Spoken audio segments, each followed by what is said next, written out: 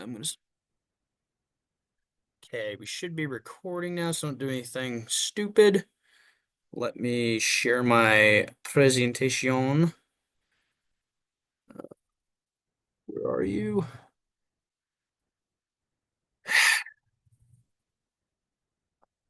Okay, try this. Hang on.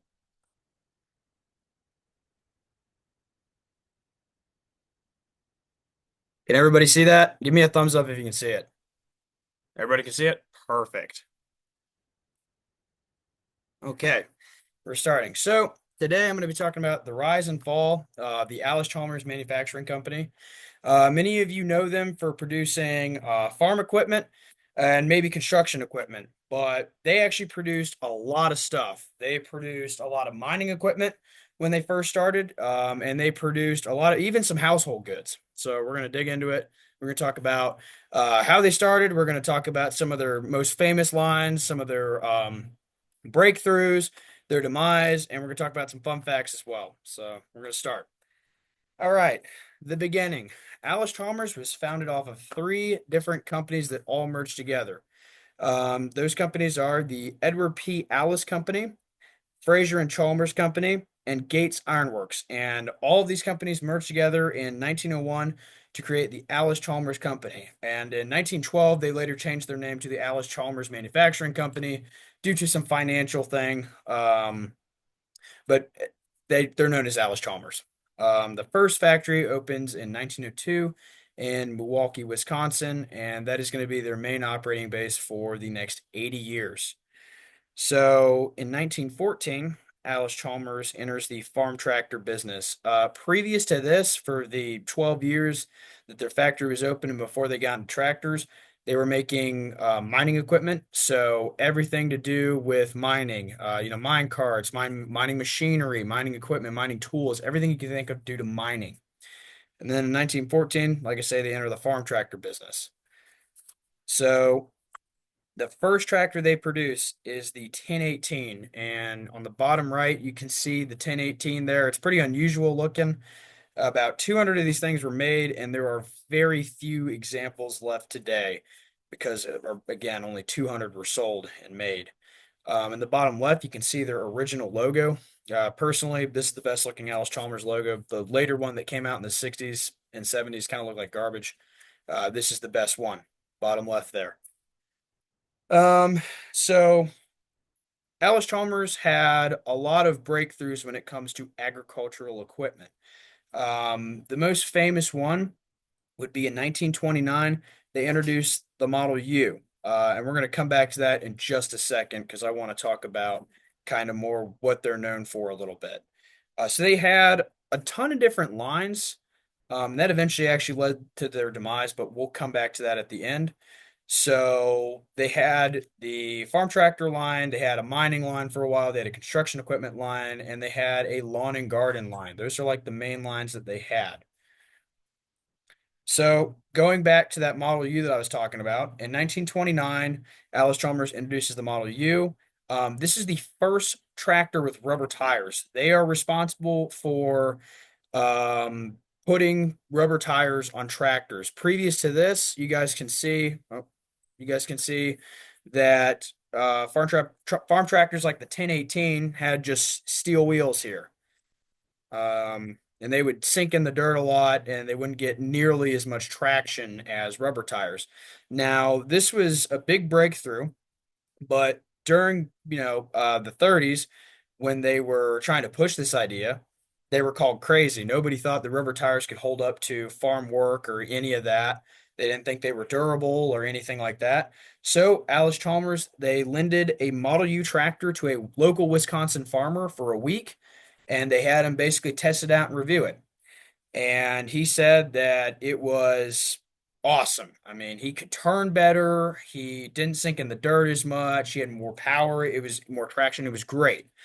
So they published this in a local newspaper, and everybody started trying them out, and farmers loved them. And shortly after that, Firestone starts producing tractor tires. And that story about the Model U comes from the Farm Collector's website. I use this website for a lot of my work here, and it's a great website. Anyway, continuing on. Alice Chalmers introduces the very popular and very successful WC line in 1933. Now, what's important about the WC line is that this is the first time that a tractor was affordable to the common farmer. Previous to this, tractors were very expensive, and only big farmers could afford them. So when they came out with the WC tractor line, these are smaller tractors, like the one you can see in this picture here on the screen. Um, they were very easy to work with, very easy to maintain, user friendly, and very affordable, so that the smaller farmer could have a chance in farming and producing just as the big farmers had. So during World War II, Alice Chalmers ceases production just like every other manufacturing company in the United States. All these manufacturing companies start producing stuff for the war effort. So Alice Chalmers starts producing M4 and M6 utility vehicles for the Army. And all that info that I just gave you about the WC line and about the during World War II what happened comes from the Vintage Machinery website. Again, that was a great resource. So in the 50s and 60s, in 48, Alice Chalmers introduces the very popular WD lineup. This is one of the most popular tractors of all time. It had a lot of new technology for the time. It was very user friendly and it was affordable. Again, they wanted to produce stuff that the common man could own, as far as tractors went. So if you go to any tractor show, you will more than likely see a WD. They made over 200,000 of them. Again, very popular, very successful. And all that info I just read to you about the WD lineup and some of the early days stuff came from the unofficial Alice Chalmers history page. They have like a great little timeline on there that I followed. It was an awesome resource. So skipping a little bit forward, in 1964, Alice Chalmers starts the lawn and garden line. And as many of you know, I have one of the first lawn tractors ever, the Alice Chalmers B10. And when I first started working on that thing, everything was super easy with it. It was very self-explanatory. There wasn't anything crazy about it. It was a very simple machine, very easy to work on. So a success in my opinion. And all that information about the lawn and garden line I got from a Wikipedia page about Alice Chalmers. That actually turned out to be a pretty good source. I did a little bit more research into that and fact checked everything. Great source. So let's talk about kind of where it all went downhill. So in the 1970s, Alice Chalmers starts to have some financial troubles. And the reason they were having financial troubles is because they branched out a lot. They had a lot of different lines, but they never really dominated one area of the market. Even in their farm tractors, which they're very well known for, they had John Deere, they had International with the farm malls, they had Case a little bit. There was a lot of other little small companies, but it was mainly Deere and International that really got them. And it just seemed that, Alice Chalmers would come out with one innovation and the John Deere and International would come out with another. So they never really dominated that market. And then they branched off to construction equipment. They did okay there. They didn't do great. Then they did the lawn and garden line, and there were already companies making lawn tractors and lawn and garden equipment before then. And again, they did okay, but they never really dominated a market. So they began to have financial problems. They offload their construction line to Fiat in the 1970s. And then shortly after that, financial problems didn't go away. They had to sell their lawn and garden lineup in the 1980s to a German company, actually. And then finally, in 1999, Alice Chalmers dissolves all partnerships and closes the business in 1999. And that entire final from the 70s to 1999, I got all that information from the American Business History Association's website. Great resource.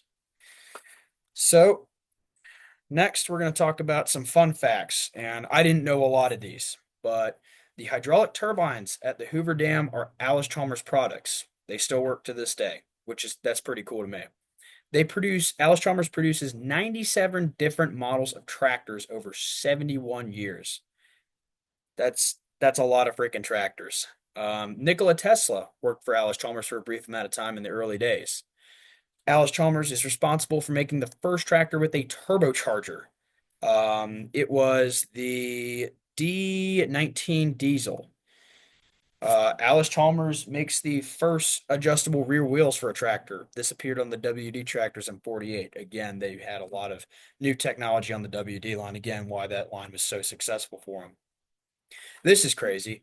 They make the world's largest crawler tractor. This thing had a 20-foot blade and weighed over 50 tons. It's called the HD-41. Just giant piece of machinery. I don't even know how you transport that. Maybe by train, I guess. You're not fitting that in the sheds, that's for sure. So, and all of those fun facts, those are just a couple that I found the most interesting. I got them from the website, The Badge Factory. That's a pretty cool website, actually, for just unique facts and such. So that's it.